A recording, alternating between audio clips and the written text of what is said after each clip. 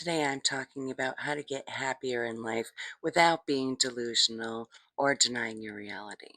While this video is great if you're having a hard day, it's really even better if every day is hard. Thinking about your thinking around happy will help you find better ways to help yourself choose it. This is called metacognition. I call it Surviving Tuesday. So, way back in 2011, I coined the term happy matters.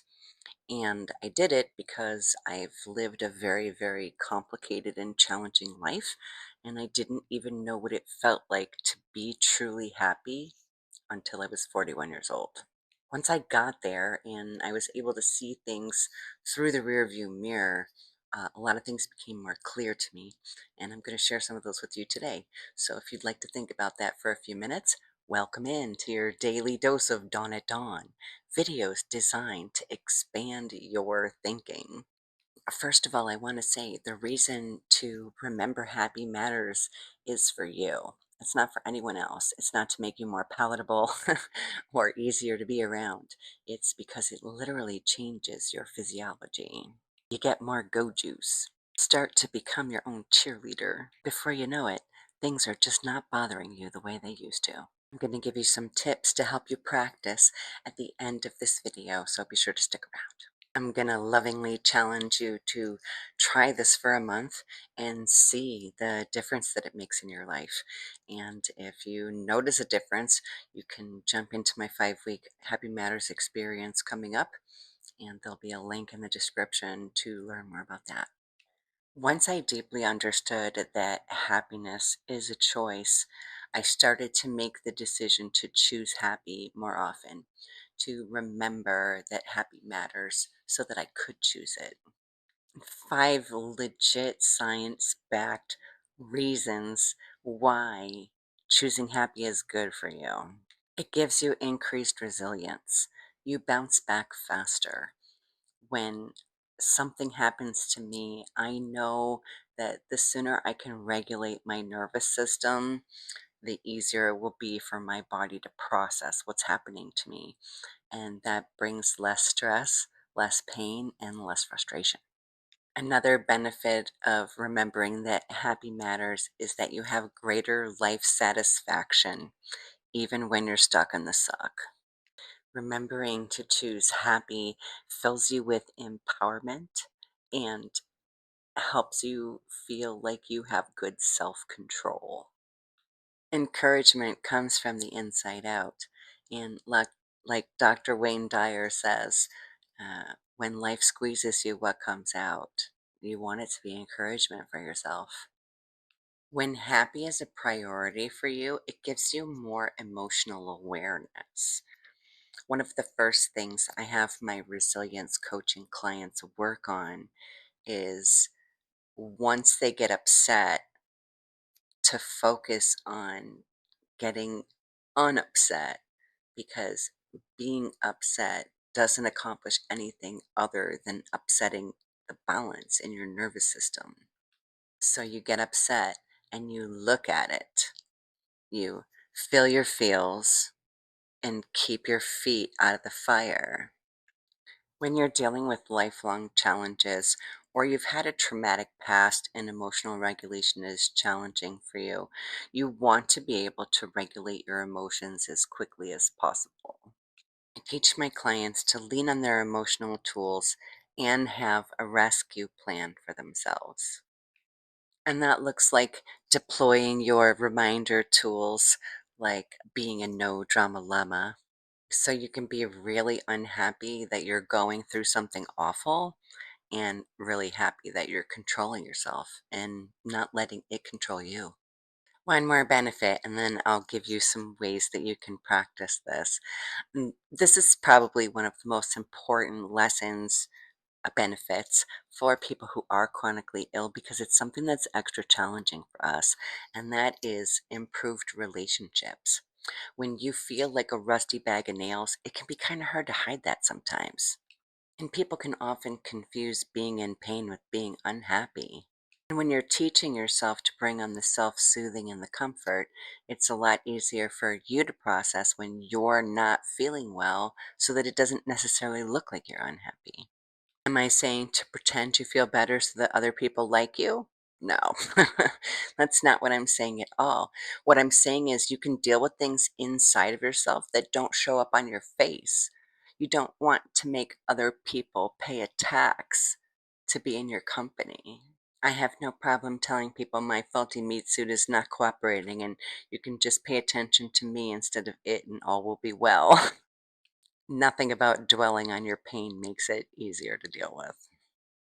Okay, so choosing happy and some tips to help you choose happy.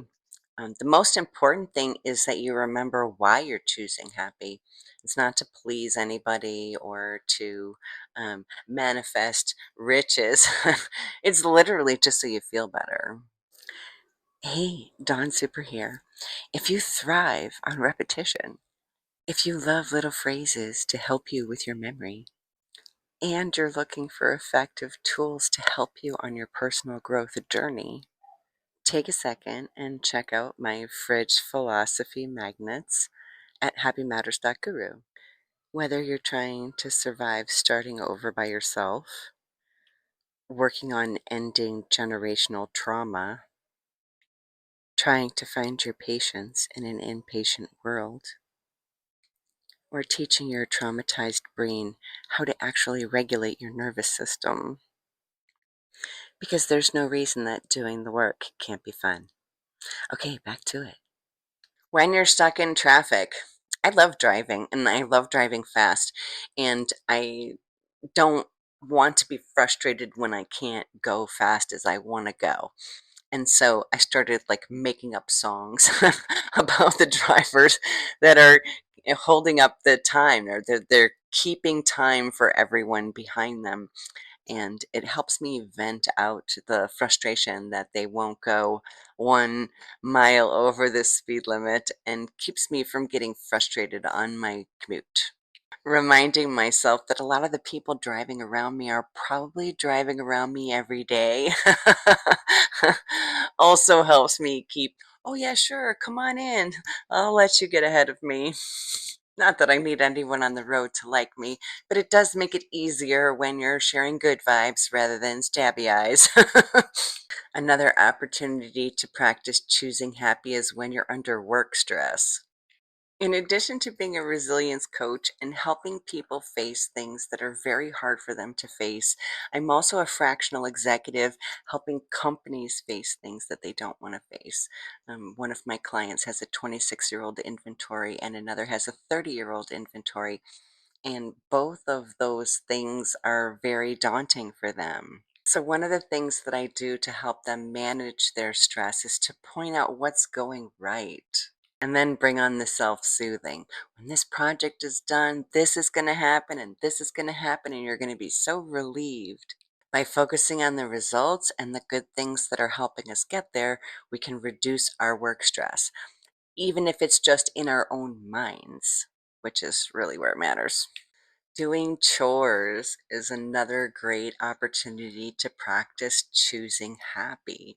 You don't need to be mad, sad, frustrated, or put upon just because you have to do chores. I like to think about the movie Enchanted, where she opened the windows in New York City and the rats and cockroaches came in and cleaned her house.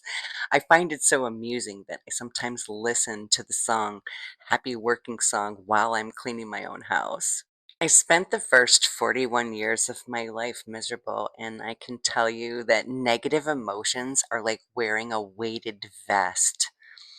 And I have narcolepsy, which is a really hard, difficult thing to live with.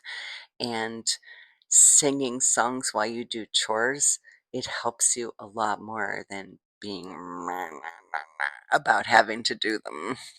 Having hard talks with yourself. Because a lot of my clients have trauma in their past, we talk a lot about having hard talks with yourself. When you're faced with unfairness, to be able to slow down and Ask yourself, what is it about this situation that's making you feel this way? And how can you empower yourself through it rather than reacting to it? One of the companies that I work with changed their policy and made the bathroom for the ladies on a different floor. So rather than letting it be a problem or giving it any gravity to take away my good day or create stress for me, I just take my time and I'm good to myself and I don't let it get in my way. And of course, a life that's interrupted by health issues. I spent the last several months dealing with pain in my back because I had a problem with my bed and I didn't catch it. I've had problems with my sinuses because I got some new teeth and I didn't follow the operating instructions correctly, and I caused some problems for myself. And the whole time I was dealing with those challenges, I was still making sure to remember happy matters and to be happy about what there is to be happy about. Because happy is an and, not an or a but. You can be happy and any other emotion. Choosing happy when you're facing health issues gives you courage. It helps you celebrate your victories. There is so much more comfort in happy than sad.